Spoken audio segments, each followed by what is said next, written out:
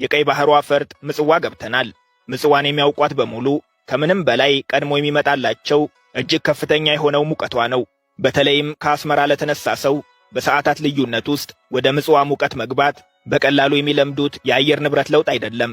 የምጽዋ ታሪክ የሚጀምረው በአክሱም ስርወ መንግሥት ወቅት ነው።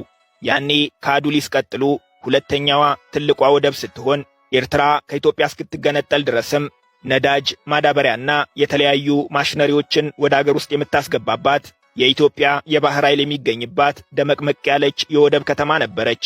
ትላልቅ መርከቦችን ማሳረፍ የሚችል ጥልቀት ያለው የባህር ውሃ ያላት፣ ዓሣ የሚሰገርባት፣ ወደ ዳህላክ ደሴቶች የመግቢያ በር የሆነችው ምጽዋ ዛሬም ዋነኛዋ የኤርትራ ወደብ ብትሆንም ከተማዋ ፈራርሳ ወደቦቿ አርጅተው እንቅስቃሴዎቿ ተዳክመዋል። ምጽዋ የፈራረሰችው ከኢትዮጵያ ጋር በተደረገ ጦርነት እንደሆነ ቢነገርም ከ3 አስርት ዓመታት በኋላ ዛሬም ለጦር ሙዚየምነት ተጠብቃ የቆየች እንጂ ወደብን ያህል ትልቅ አገልግሎት የምትሰጥ ከተማ አትመስልም። ዳህላክ ከምጽዋ በ58 ኪሎ ሜትር ርቀት ላይ የምትገኝ የ125 ደሴቶች ስብስብ ናት። ከእነዚህ ሁሉ ደሴቶች መካከል ግን ሰው የሚኖርባቸው የዳህላክ ደሴቶች 3 ብቻ ናቸው። 1500 ነዋሪዎች ያሉት ዳህላክ ከቢር ከሁሉም ትልቁ ደሴት ነው።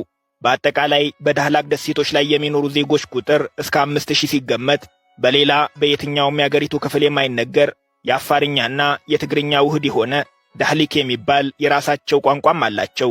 የዳህላክ ደሴቶች በጣሊያን የቅኝ ግዛት ወቅት የእስረኞች ማጎሪያ ሆነው አገልግለዋል። በቀዝቃዛው የዓለም ጦርነት ወቅት ደግሞ ከሶሻሊስት ኢትዮጵያ ጋር መልካም ወዳጅነት የነበራት ሶቪየት ኅብረት በቀይ ባህር ላይ ቅኝት ለማድረግ የሚያስችላትን የወታደር መንደር ገንብታባት ነበር።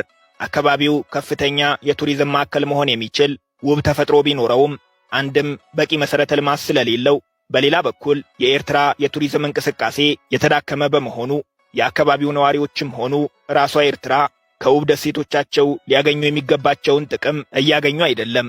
አሰብ በደቡባዊ ቀይ ባህር የምትገኝ ኤርትራ ከኢትዮጵያ ከመገንጠሏ በፊት ከፍተኛ የሆነ የንግድ እንቅስቃሴ የሚካሄድባት፣ በኢትዮጵያ የነዳጅ ኮርፖሬሽን ስር የሚተዳደር የነዳጅ ማጣሪያ ፋብሪካ የነበረባት፣ ሥራ የሚበዛባት የወደብ ከተማ ነበረች።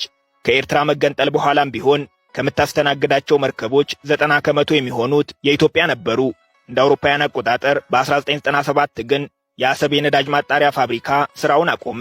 ከ1998 ጀምሮ ደግሞ በኢትዮጵያና በኤርትራ መካከል ጦርነት በመቀስቀሱ ሙሉ በሙሉ በሚባል ደረጃ አገልግሎት አቁማለች። ዛሬ ላይ አሰብ የቀድሞዋን አሰብ አይደለችም።